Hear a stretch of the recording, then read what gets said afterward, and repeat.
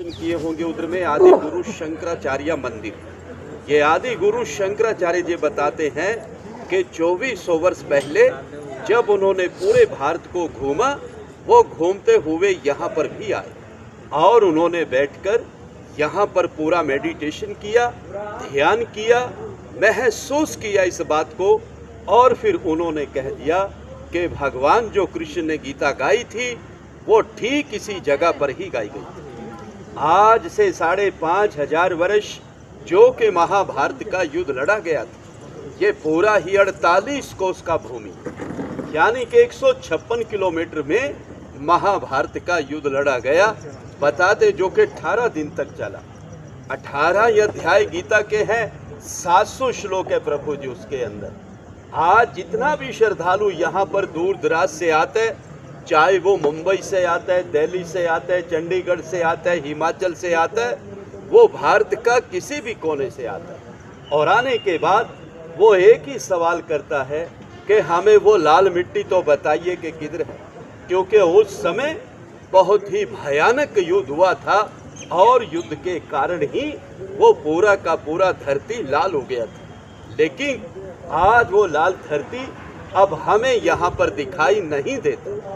उस जमाने में बताते हैं कि उस समय इधर में ना तो किसी का मकान था, ना किसी का घर था, ये बिल्कुल एक बंजर जमीन था कि जिधर से महाभारत का युद्ध लड़ा गया था। आज हम जिस पवित्र भूमि पर आए हैं, ये है मध्यम यानी कि सेंटर पॉइंट, के जिधर से भगवान कृष्ण जी ने अर्जुन को गीता सुनाया।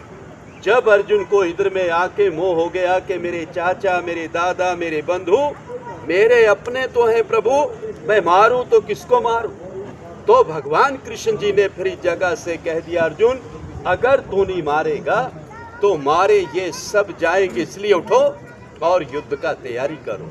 कहते हैं कि फिर इसी जगह से युद्ध का शुरुआत हुआ और इसी जगह से विराट रूप के अर्जुन को दर्शन भी हुए। भगवान कृष्ण जी ने जब उनको दिव्य दृष्टि देकर अर्जुन को पूरे का पूरा ही ब्रह्मांड दिखा दिया था कि अर्जुन अब तो पूरा ब्रह्मांड देख सकता है, मैंने तेरे को दिव्य दृष्टि दे दिया। कहते हैं कि फिर इसी जगह पे आके अर्जुन का जो मोह था वो पूरी तरह से भंग हो चुका था। इसी जगह से युद्ध का शुरुआत हुआ और अंत में आके युद्ध यहाँ समाप्त हो गया। जिस पेड़ के नीचे प्रभु जी अभी आप दर्शन करके आए थे, भगवान कृष्ण जी ने उसी पेड़ के सामने ही अर्जुन को गीता सुनाया था। गीता सुनाते समय वो पेड़ भी सदा सदा के लिए अमर हो गया था और तभी उस पेड़ का नाम पड़ा अक्षयवट। तो बहुत सारे श्रद्धालु आते हैं, पेड़ को नमस्कार करते हैं और जो उनकी मनोकामनाएं होती है वो यहाँ से पूर्ण किया जाता है। प्रभु जी आप जाएंगे तो जाते समय हम पेड़ का परिक्रमा भी कर सकते हैं। उसमें एक मंत्र बोला जाता है, ओम नमो भगवते वासुदेवाय, या प्रभु जी हम कृष्णा कृष्णा भी बोल सकते हैं। इसी प्रकार से ये जो विराट रूप की मूर्ति को हम देख रहे हैं, पूरा अष्ट धातु का मूर्ति बनाया गया है।